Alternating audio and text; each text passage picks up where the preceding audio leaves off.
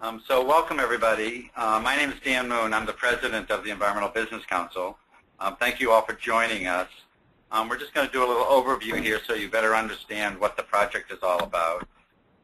Last summer we were approached by SkillWorks, which is part of the Boston Foundation, to submit a proposal to look at recycling and jobs in the recycling sector. At some point in time, we decided to work closely with Mass Recycle because between the two organizations, a lot of you are members of the organizations, and we figured that was the best way to develop an advisory board that would be responsive to working with all of us on the project. Looking at on the next slide on the agenda there, basically we're going to do a background and talk about project goals, and Kevin Doyle is going to cover that. We're also going to talk about how the workforce studies are used, and Phil Jordan's going to cover that issue. The next issue on how they are being used, or studies are being used in training, Paula Paris is going to do that with JFY Networks. And the last couple topics on the agenda, Amy's going to review and go over about project approach and the advisory board role. Amy, going on to the next slide, you want to just go, for everybody's benefit, just let everybody know who's on the call, please. Sure. We've got on the call. Next slide. Yeah, we have. Go ahead. We have Christine Araujo. We have Craig Levette, Jeff Cooter, John Meyercheck, and Patricia McGuire, who's not on this list. She's with SkillWorks. We are waiting for a few more people. I just wanted, Dan, I'm sorry, mention to people that right now everybody is muted, and we're going to go through the presentation, and when we're done there'll be time for questions, and I will unmute people so they can ask questions. If people have an urgent question after each presentation, you've got your control panel. On my screen it's on the left. I know on some people it's on the right. And you can type in questions there under the question thing. So if there's something that you want to ask us before we're done with the presentation, do that. Otherwise, if it can wait, we'll unmute everybody. And I just saw that Keith Boyer just joined us as well. And Amy, this is Bob again. I just wanted to mention as well, if you use, there's an option at the top right of your control panel next to Change Presenter where you can give keyboard and mouse to any other presenter. So if you like, you can have the slides up on your screen, but hand keyboard and mouse to them, and they can flip the slides themselves from their computer on your screen. Okay, great. Thank you, Bob. You bet. All right, muting out again. Okay, and Bob, by the way, is the host of our webinar. He's with the Mobius Network, and he's graciously hosting this and keeping track of our technology. So, Dan, back to you. Okay. Well, I think I'm good. I'm going to turn the program right now over to Kevin Doyle. And maybe let me go to one more slide. Yes, exactly. Right. And this will give you a sense of sort of the flow of things and who all is involved. SkillWorks is basically contracting with the Environmental Business Council, who's also working closely with the Mass Recycle. This is not your typical organizational slide, so bear with it. And then you can see where Kevin Doyle, who's with Green Economy, is part of the program. Amy, who's been talking, Amy Perlmutter Associates is part of the program. JFY Networks and Paula Paris is here. And the last one is Green LMI, Barry Jordan. How about that, Barry? Phil Jordan will be representing that organization. So, Kevin? Thank you very much, Dan. And hello to everyone. Thank you so much, first of all, for being on the advisory committee, and then secondly, for spending some time with us this afternoon. Several mentions have been made to SkillWorks, and I wanted to just say a couple things about what SkillWorks is and what they do. You're looking at a slide right now, which is a screenshot from the SkillWorks website about their Green Collar Career Pathways Initiative. SkillWorks is a collection of different foundations, philanthropists, in this case in the greater Boston area.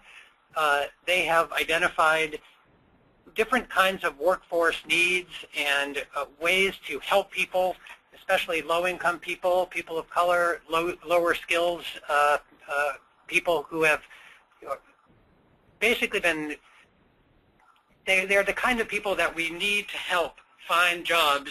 And so therefore SkillWorks has a huge interest in asking themselves about emerging industries that might be good places for people to find work. They've also been very helpful in funding research about emerging fields in the green careers area, clean energy, and other fields. And recently, they made an announcement that they would like to have proposals, and Dan told you about that. We submitted as a group for this proposal, and we're looking at the recycling industry to learn whether it is a source of jobs. The next slide, please. I'm sorry. The next slide, please. Thank you. So there is an interest on the part of the funders that are the collection of foundations and philanthropists that are funding SkillWorks, a strong interest in understanding whether there is a real reality on green jobs potential in Massachusetts to produce job creation and employment. And if not, what would be needed to goose and boost that employment and make sure that we have greater job creation from the green industries, including recycling and deconstruction. What's the reality on the ground? There was a growing awareness on their part, as you see here, that there are things other than clean energy. There's been a lot of attention given to green jobs in fields like energy auditing, HVAC technology, weatherization, air sealing, et cetera, insulation. But I think we can all agree maybe a little too much attention, and therefore there have been areas of the Massachusetts economy that are going green that may not be getting the attention they need, and recycling, we believe, is one of those. And then finally, training and education institutions, community colleges, community-based training programs have a real question mark about if they're going to train people, what are those needs? What would they look like? What are the curriculums that are needed? What do employers want? And therefore, what kind of training might be needed? So this study is about answering a lot of those questions. And the next slide, please. You've been given some of the organizational names and the people names of who all is involved here, so I won't need to go over those in too much detail, other than to tell you that those of us who are members of the research team under Amy Perlmutter's leadership, Paula, Phil, and myself, we're very eager to work on this project on behalf of the Environmental Business Council of New England and Mass Recycling Coalition. We're glad to have been selected, and we're really eager to work with all of you as advisors so that the final result is really useful to the industry, useful to trainers, useful to philanthropists, and useful to the people of the Commonwealth. The next slide. So what does it look like? What is the study? It has the following deliverables, and I'm going to go over these very briefly. One of them is we are to describe the recycling industry in Massachusetts. What does it look like? What kind of businesses are involved? How do those businesses divide themselves into different sectors of the recycling industry in the state? Where does the employment lie? How many people are employed, et cetera? We then want to identify if there are typical job titles, we want to identify what they are. If there are not typical job titles, we want to be able to communicate to the training community that there are not typical job titles, that this is an industry that continues to remake itself and it doesn't lend itself to easily understood job title boxes. If there are typical job titles, we want to know, how do you prepare for them? What are the skills? What are the competencies? What are the training needs? There is something called a competency pyramid that's used in many other industries, and we want to learn whether there is such a pyramid in this industry as well, where new skills are based on having skills that came before. Are there prerequisites to advancing in the field, and what does the career pathway look like in this industry?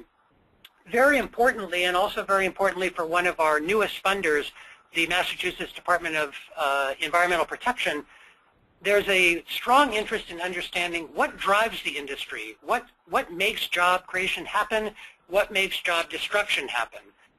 What do those look like? What are the drivers on the economic and policy end? What are the drivers on the business-to-business side and the business-to-consumer side? What are the regulations that are needed and may be needed additional to what's already in place? What creates jobs in the recycling industry? What are those drivers? We're going to do some surveying. You're going to hear more about that from Phil Jordan, so I'll leave that to him. Several of your companies that are on the advisory board are going to be involved in those surveys. We're going to also pull together some of you in very small groups to ask more detailed questions that a survey can't possibly get at, some interviews to really understand at a more granular level what's going on in your industry and what kind of people you need, how to train them. And then finally, we'll generate findings and recommendations, not only for the workforce community, but for the policy community, and of course back to our funders at SkillWorks and at the Department of Environmental Protection. Next slide. So we're very glad to have in all of this work Phil Jordan from Green Labor Market Intelligence, or Green LMI. Phil has done a lot of great work. I'll let you tell you something about it. This is a screenshot from his website at greenlmi.com. We're very glad to have him on the team, and welcome, Phil. Thank you, Kevin. You could go ahead and go to the next slide, Amy. I'm going to talk to you about the exciting world of labor market intelligence. So please try to hold your applause and cheers and excitement to yourselves. But I did want to run through some of the information that we're able to gather from the various techniques, and also kind of explain why we're taking the approach that we've mostly decided upon. But as we understood it, as we were kind of talking about things, we decided that the type of information that we really needed was an understanding, first and foremost, of what the current workforce looks like. There's not a huge amount of information already in existence of just how many jobs there are out in the recycling industry, and the information that is there tends to be either siloed or so overly broad that we can't do a whole lot with it. We were also interested in figuring out what types of growth projections we can anticipate in the short and medium term.